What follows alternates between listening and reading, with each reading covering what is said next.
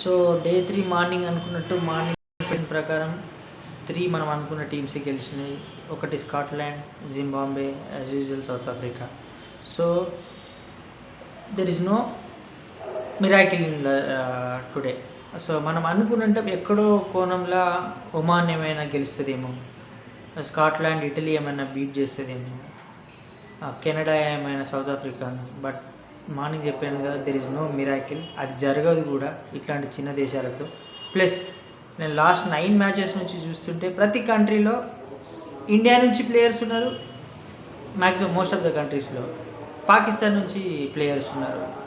ఒకవేళ మనకు మనం ఈ స్టేజ్లో ఉన్నాము, ఒక 10 years మనకు ఒక ఆపర్చునిటీ వస్తే ఏ దేశంలో నుంచి అయినా వెళ్ళి మనం ప్లే చేసేటోళ్ళమేమో. ఈరోజు మనము ఈ దురదృష్టం అనుకోవాలి. అప్పుడు ఇంత ఎంకరేజ్మెంట్ లేకుండే, ఐపీఎల్ ప్లస్ చిన్న చిన్న టోర్నమెంట్స్ ఏం లేకుండే, మండల్ లెవెల్ ఆడేటోళ్ళం మనం అందరం.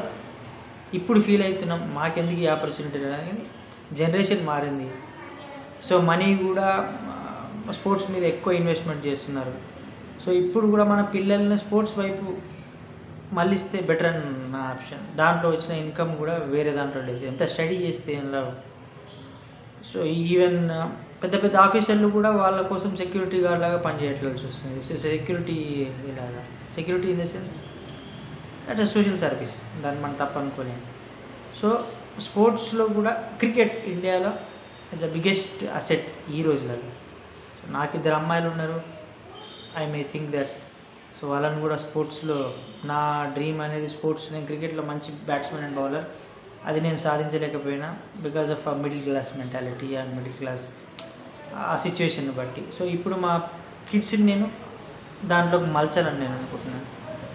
సో ఇండియాలో ఈరోజు 2 మ్యాచెస్, శ్రీలంకలో 1 మ్యాచ్ అయింది. Today Italy versus Scotland. Scotland last time చెప్పినట్టుగా కొంచెం ఎక్స్పీరియన్స్ ఉంది, 1 మ్యాచ్ ఆల్రెడీ ఆడింది కాబట్టి వాళ్ళు బాగానే ఆడినారు. 207 కొట్టినారు. సెకండ్ వాళ్ళు ఏం బీట్ చేయలేకపోయినారు, అంత స్కోర్ కూడా చేయలేకపోయినారు. సో మనం ఎక్స్పెక్ట్ కూడా చేయొద్దు అనమాట స్కాట్లాండ్.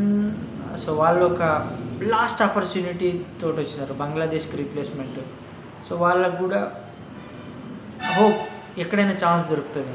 మొన్న మిస్ అయింది, బట్ ఈరోజు కొట్టేసినారు. సెకండ్ ఒమాన్ వర్సెస్ జింబాబ్వే, అది శ్రీలంకలో అయింది ఈరోజు మ్యాచ్. ఒమాన్ లాస్ట్ వార్మప్ మ్యాచ్లో అంతకుముందులో అన్నిటిని బీట్ చేసుకుంటూ ఒక సిచ్యువేషన్కి వచ్చింది. బట్ ఈరోజు వాళ్ళు 102, 103 ఇట్స్ స్మాల్ స్కోర్. ఇనిషియల్గానే పవర్ ప్లేలోనే 4 వికెట్లు పోవడం, దాని నుంచి రికవరీ కాకపోవడం. సో నేను కూడా అనుకున్నా మోస్ట్లీ వాళ్ళు 110 వరకు కొడతారేమో అనుకున్నా. ఇన్ బిట్వీన్ అంతల్నే అవుట్ అయినారు. సో జింబాబ్వే ఒకప్పుడు ప్లేయర్స్ బాగుండే, Andy Flower, Grant Flower, Nathan ఆస్టిల్,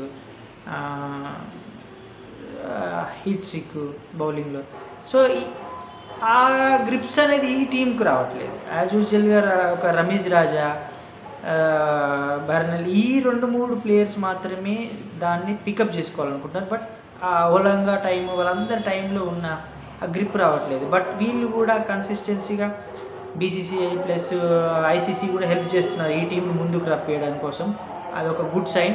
ఇప్పటికైనా వాళ్ళు కూడా ఆ మోటివేషన్, ఆ వాళ్ళ బ్యాక్కి వెళ్ళి వాళ్ళు ఎలా ఆడేటోళ్ళు, యాక్చువల్లీ వాళ్ళు ఎలా తీసుకున్నారా మన చిన్న దేశమైనా గ్రిప్ ఇంతమంది. ఈవెన్ ఆస్ట్రేలియాతోటైనా పోరాడేటోళ్ళు వాళ్ళు, అట్లీస్ట్ ఈవెన్ ఇండియాతోటైనా ఒక tug of for matches. Even Kenya కూడా ఓల్డ్ డేస్లో బాగా ఆడేది.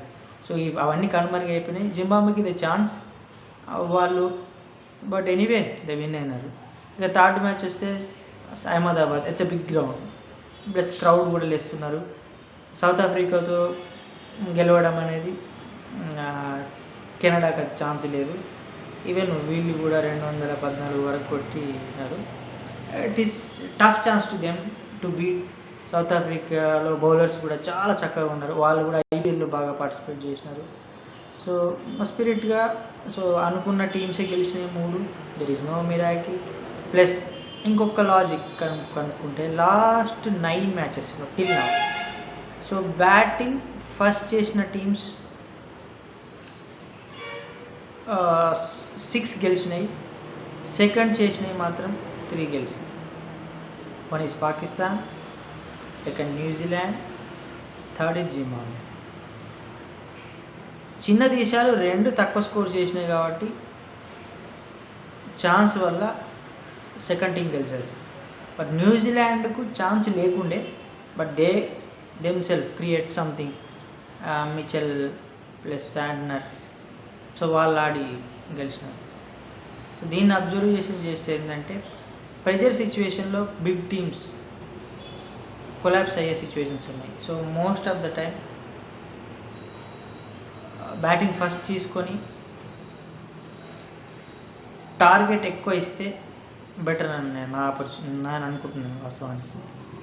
సో ఈరోజు అనాలిసిస్ ఇంతే. సో అనుకున్న టీమ్స్ లూజ్ టీమ్స్ ఓడిపోయినాయి, మా టఫ్ టీమ్స్ గెలిచినాయి. సో రేపు ప్రిడిక్షన్ వీడియో ఇప్పుడు రిలీజ్ చేస్తాను, స్మాల్ వీడియో. రేపు నైట్లో కూడా మన పోస్ట్ అనాలిసిస్ వీడియో కూడా చేద్దాం. యాక్చువల్ రేపు ప్రిడిక్షన్ కామెంట్లో పెట్టండి, యాక్చువల్లీ రేపు ఏవేవి టీమ్స్ గెలుస్తాయి మీ అందాల బట్టి.